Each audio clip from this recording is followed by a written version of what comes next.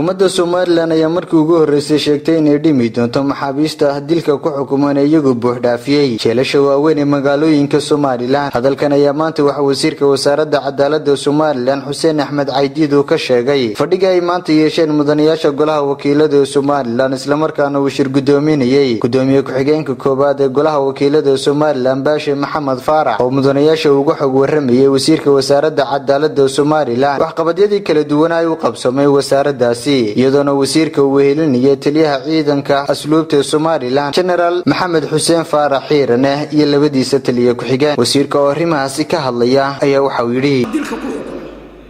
waa dhab oo maxaabiis fara badan baa isgaaray oo dilku xukumay baa isgaaray qaarkood kuwan makaan ka hadlayaan laha maskaxdaaba mar ay wax ka noqdeen muddada dheer ayay ahaayeen udahooda gacanta la geliyo qof kasta soo hormara waxa la dhacay runtii waxay u baahan tahay taas kullan gudoomiyaha maxkamadda sare iyo xeerarintana waan ka wada hadlaynaa ima kana dacwadaha fulinta oo dhan waxaan u ballansanayn maalin dhaweyd dadka arrinka in meel badan wax laga gaari karo horta inaanu dhinna tirada aad u dhinno wixii ima ka dambeeyay fulinaha aynu dabal eegno oo